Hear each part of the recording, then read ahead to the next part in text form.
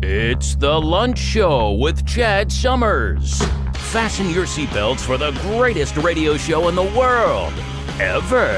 And now, the host of the Lunch Show, Chad Summers.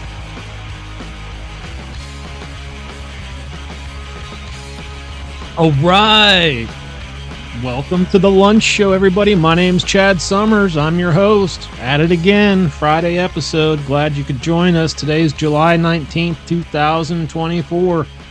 Just coming off the Republican National Convention. My personal assessment of the political scene regarding this presidential election is things are looking pretty good for Donald Trump and the Republicans, and the Democrats are in a bit of a pickle here. There's rumors swirling that Biden has decided to step down, or not step down, but back out of the election for president for the next term. So that could, I'm hearing that could come as early as Monday or maybe even Sunday. Interesting stuff. Crazy week, for obvious reasons. Just keep pressing on. That's all we can do, folks. That's all we can do. Let's jump right into the birthdays. There's a lot going on today. We've got breaking news also, so we'll jump right into that after the birthdays and history segments. Brian May, 76, obviously the guitar player of Queen, awesome player with a unique sound for sure.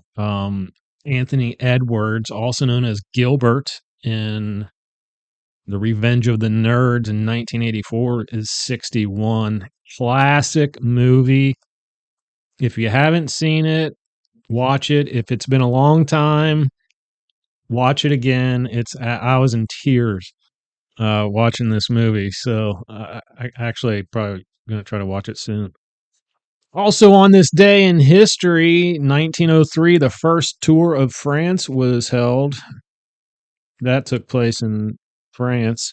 1860, Lizzie Borden was born in Fall River, Massachusetts. 1333, Scottish forces were defeated by the English under King Edward III in the Battle of Caledon Hill. 1969, former Kennedy. This one wasn't included in my main source for history, which is kind of weird. This seems pretty significant. 1969, former Kennedy aide passed away in, quote, Chappaquiddick incident that involved Ted Kennedy. So, yeah. Black eye in the history of the United States for sure. All right, folks. We've got breaking news.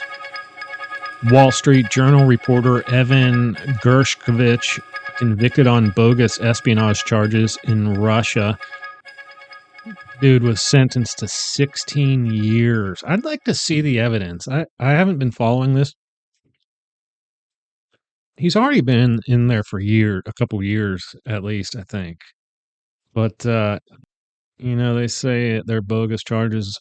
I'd like to see what they have on him. I mean, that's terrible. That could be a problem, actually. Got one from Reuters, also breaking. Global cyber outage grounds flights, hits banks, telecoms, media. A software update, apparently Microsoft, wreaked havoc on computer systems globally on Friday, grounding flights, forcing some broadcasters off air, and hitting services from banking to healthcare. Oh my God, we can't have our broadcasters off the air. What would we do? Oh man, that's amazing. That just shows you how huge Microsoft still is.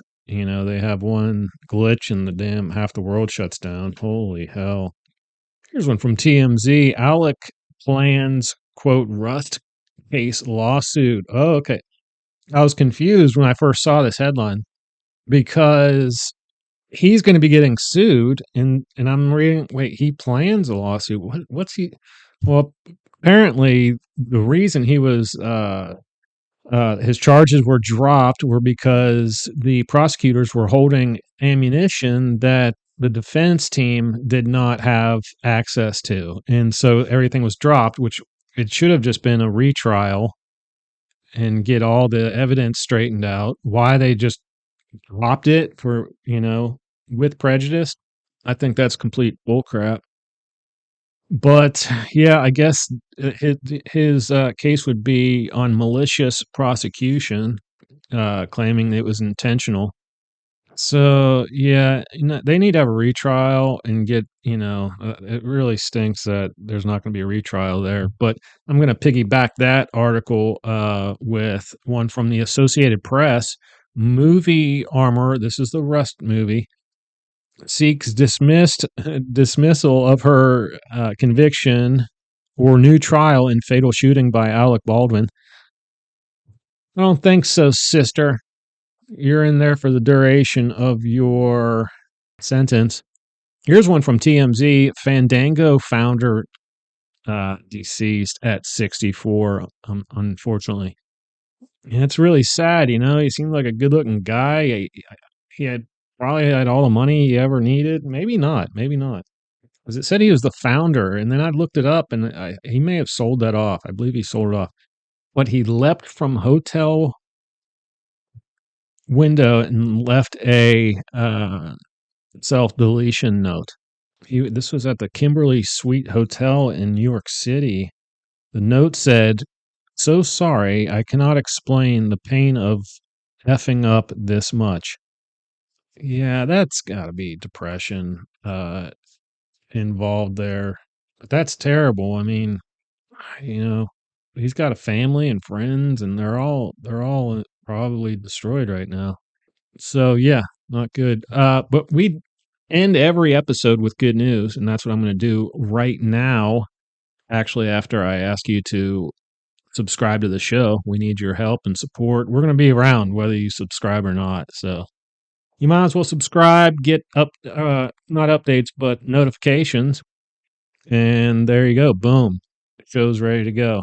It'll let you know. All right, here's a good news story from the Good News Network. They've been very good to me. Adrift for days in an inflatable tube. Woman rescued off coast of Japan by passing sailors. Oh my God, this one's insane. Just like a lot of my good news stories, I am going to read a few paragraphs of this just because summing it up isn't going to do it any justice. This is insane. An amazing survival story comes from the southeast coastal waters of Japan, where a Chinese woman survived days adrift at sea, clinging to an inflatable inner tube. Oh my God. Reported missing last Monday by her friends, the unnamed Chinese national was swimming with friends on a beach in the city of Shimoda, Shizuoka Prefecture. Whatever. Jesus. The Coast Guard was alerted that she was in her 20s and holding onto an inflatable recreational inner tube. The woman wasn't located in Shizuoka, and it wasn't until 8 a.m. on Wednesday, 36 hours after going missing, that a passing cargo ship encountered her in the waters of the Oso Peninsula in Chiba Prefecture. They need to rename all this stuff, man. It's just not right. She had floated over 50 miles during that time, but mercifully the waters hovered around about 75 degrees Fahrenheit. Wow. Being extremely large, the cargo ship hailed a passing tanker to help. Two of its crew members, believing the drifting speck of humanity in the vast empty ocean was a member of the cargo ship's crew, jumped in to rescue her, while those remaining on board called out for her not to give up. Yeah, she was pretty, she was teetering, if you know what I mean. Once in the water, the crew secured a rope around her waist as she was too exhausted to climb the ladder. After 36 hours and several tense minutes, the young woman and her sodden, wobbly knees were on deck. Wow. wow, thank God for that inner tube, you know?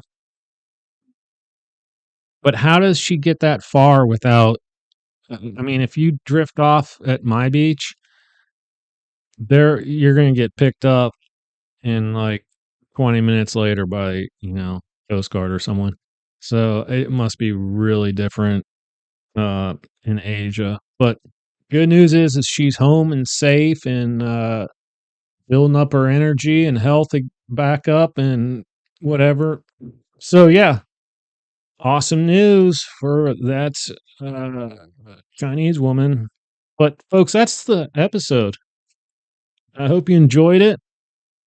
I hope next week is better than this past one. This past one was a little rough, a little scary, but we'll keep pressing on and, yeah, make the most out of this life we're all given. So, yeah, until our next episode, keep pressing on in your life and peace out.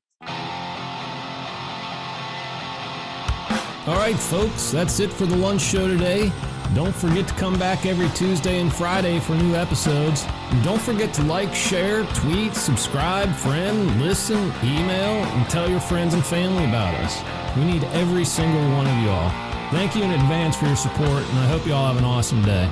You just listened to The Lunch Show.